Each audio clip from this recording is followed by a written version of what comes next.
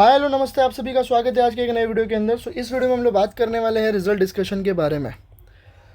Exam ख़त्म हो चुकी है, वेकेशन भी ख़त्म हो चुका है और कॉलेज शुरू भी हो चुका है। इन दिनों में दो ईयर के रिज़ल्ट आ चुके हैं। फाइनल ईयर के सेमेस्टर 7 के रिज़ल्ट डिक्लेयर हो चुके हैं। मोस्ट ऑफ द ब्रांचेस के रिज़ल्ट डिक्लेयर हो चुके हैं।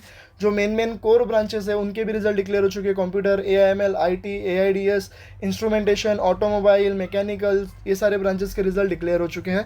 कंप्यूटर इंजीनियरिंग का कल ही रिज़ल्ट आया था। उसके साथ साथ फर्स्ट ईयर का सेमेस्टर 1 का रिज़ल्ट R19C स्कीम का रिज़ल्ट भी डिक्लेयर हो चुका है। ठीक है, अभी मुझे हाल ही में मैं 12th स्टैंडर्ड के लिए काम कर रहा हूँ, तो मुझे कुछ बच्चों ने मैसेज किया कि सर अभी इंजीनियरिंग का नहीं आएगा क्या। ऐसी बात नहीं है, मैंने शुरू भी इंजीनियरिंग से किया था और ख़त्म भी इंजीनियरिंग पे करूँगा। कभी ख़त्म तो नहीं करूँगा, बट मेरी दिल की जो धड़कन है वो इंजीनियरिंग स्टूडेंट्स तुम ही लोगों में, तुम लोगों का साथ कभी नहीं छोड़ूंगा। तो ये चीज़ अपने दिमाग से निकाल लो। चलो रिजल्ट डिक्लेरेशन की बात करेंगे। इस वीडियो में हम लोग बात करने वाले रिजल्ट डिक्लेरेशन के डेट्स बताऊंगा। उसके साथ साथ ये जो आप लोगों को दिख रहा है ना क्रेडिट सिस्टम फर्स्ट ईयर का, उनका बताऊंगा।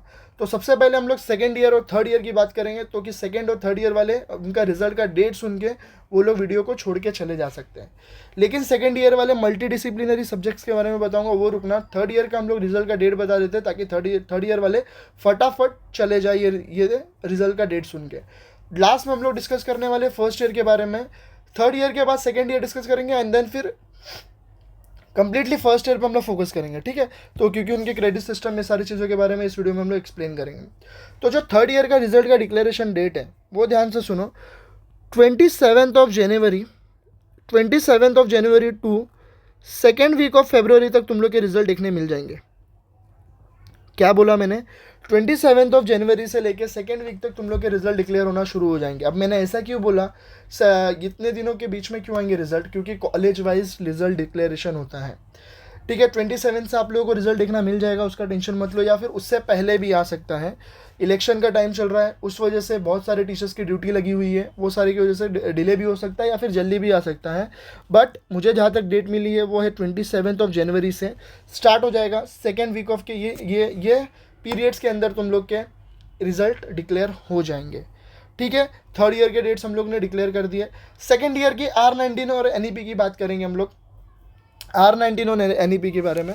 ठीक है, इनके भी रिजल्ट्स 27 जैन से लेके सेकेंड वीक ऑफ फेब तक आना शुरू हो जाएगा। ठीक है, इनके भी रिजल्ट 27 जनवरी से लेके सेकेंड वीक ऑफ फेब तक इन दोनों के रिजल्ट मिल जाएंगे आपको देखने में। Is it clear? ठीक है, ये हो गया तुम्हारा। रिजल्ट आना शुरू हो जाएगा, बट पहले थर्ड ईयर के आएंगे, फिर सेकेंड ईयर के भी रिजल्ट आना तुम लोग को शुरू हो जाएगा, देखने मिल जाएगा। तो फर्स्ट ईयर और थर्ड ईयर और सेकेंड ईयर की हम लोग ने बात कर दी है। अब सेकेंड ईयर की हम लोग मल्टी डिसिप्लिनरी सब्जेक्ट के बारे में बात करेंगे। तो क्या हो जाएगा, थर्ड ईयर और सेकेंड ईयर वाले कंप्लीटली वीडियो छोड़ के जा सकते हैं। फिर हम लोग फर्स्ट ईयर पे फोकस करेंगे, उनके क्रेडिट सिस्टम के बारे में फोकस करेंगे। और जो सेकेंड ईयर में जिनको फर्स्ट ईयर की केटी है वो भी बैठ के सुनना क्या बात कर रहा हूँ। ठीक है, सेकेंड ईयर और साथ साथ में कैरी ऑन का भी कुछ अपडेट दे दूंगा, वो भी सुन के जाओ, क्योंकि बहुत लोग मुझे गालियाँ दे रहे हैं, मैसेज कर रहे हैं, वो सारी चीज़ें हैं। तो इस बारे में उसके बारे में भी डिस्कस कर लेंगे। तो second year multi disciplinary subject के बारे में बात कर देंगे। मल्टी डिसिप्लिनरी सब्जेक्ट ऐसा बोला गया है, जहाँ तक मुझे इन्फॉर्मेशन मिली है, उसका सिलेबस मेरे पास आ चुका है। सारे ब्रांचेस के सिलेबस मेरे पास आ चुके हैं।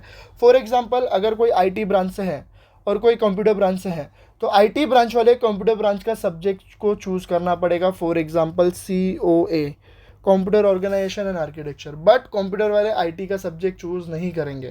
कंप्यूटर वाले most of the time EXTC या इलेक्ट्रॉनिक्स का सब्जेक्ट उनको चूज़ करना है। Microcontroller and microprocessor करके सब्जेक्ट्स हैं, वो चूज़ करेंगे। मतलब क्या कि दूसरे फील्ड का सब्जेक्ट तुम लोग को मल्टी डिसिप्लिनरी में चूज़ करना है। और इसका जो एग्ज़ाम कौन कंडक्ट करेगा अभी तक उसका कुछ कंफर्मेशन नहीं है, but most of the chances है कि यूनिवर्सिटी ही कंडक्ट करेगा, ये ओपन इलेक्टिव जैसा नहीं होगा।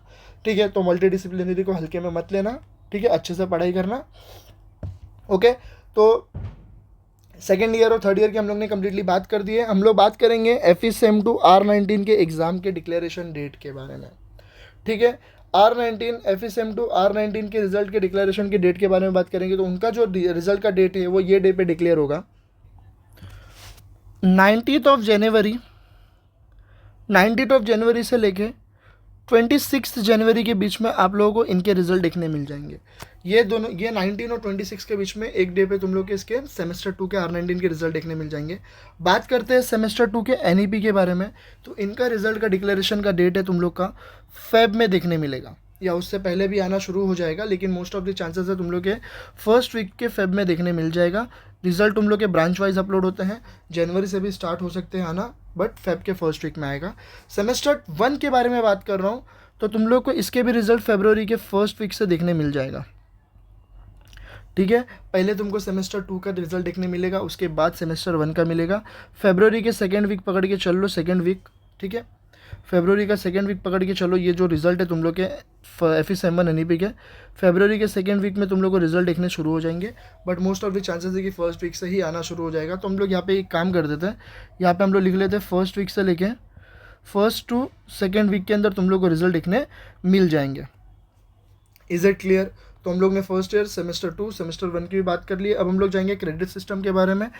क्रेडिट सिस्टम के बारे में कुछ एक्सप्लेन करना चाहता हूँ, जो अभी फर्स्ट ईयर के बच्चे उनको ज़रा भी नॉलेज नहीं है। तो एक बात बताना चाहूँगा, फर्स्ट ईयर के सेम 1 में टोटल 23 क्रेडिट्स होती है। कितनी क्रेडिट्स होती है? 23 क्रेडिट्स होती है। फर्स्ट ईयर के सेम 2 में, ठीक है, सेम 2 की बात कर रहा हूँ, सेम 2 में टोटल तुम लोग को 22 क्रेडिट्स होती है। कितनी क्रेडिट्स होती है? टोटल 22 क्रेडिट्स होती है। ये मिला के 45 क्रेडिट्स होती है। और सेकेंड ईयर में एलिजिबल होने के लिए तुम लोगों को 32 क्रेडिट्स लाने पड़ेंगे। कितने क्रेडिट्स? तो 45 में से तुम लोग को 32 क्रेडिट्स लाने पड़ेंगे।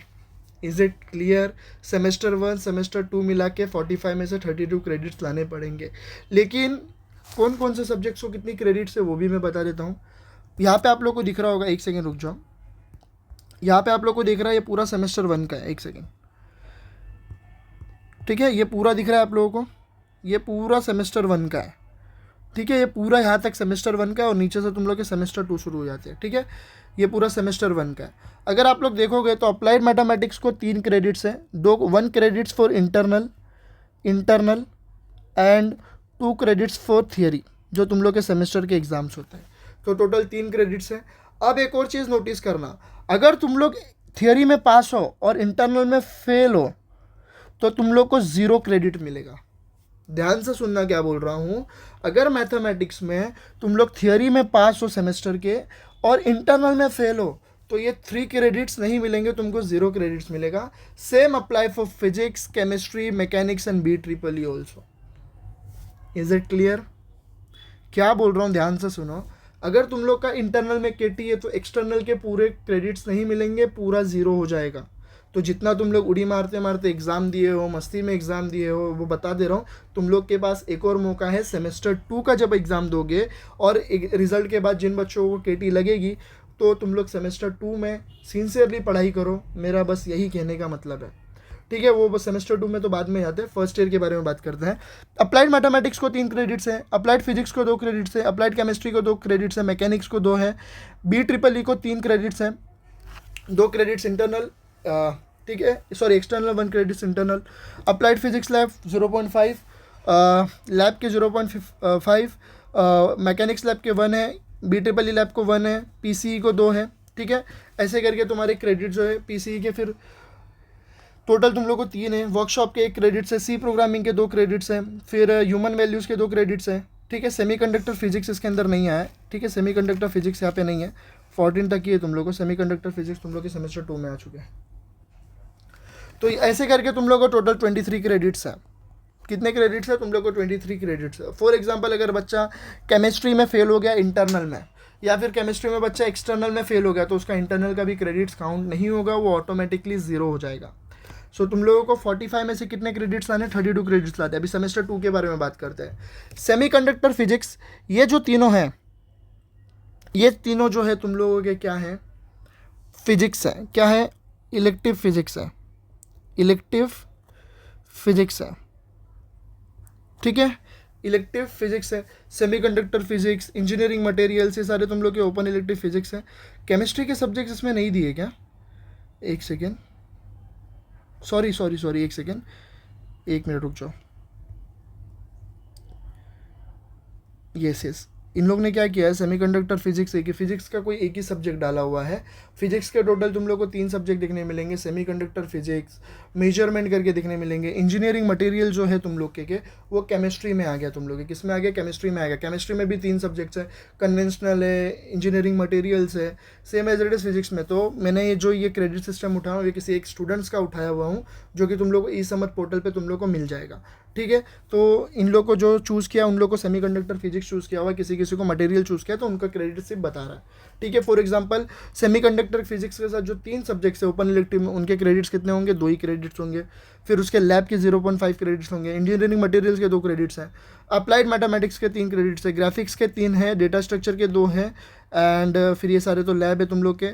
IKS इंडियन नॉलेज सिस्टम पे ध्यान देना, 2 क्रेडिट्स है इसके भी, और वर्कशॉप पे भी 1 क्रेडिट्स है, पाइथन प्रोग्रामिंग पे 2 क्रेडिट्स है।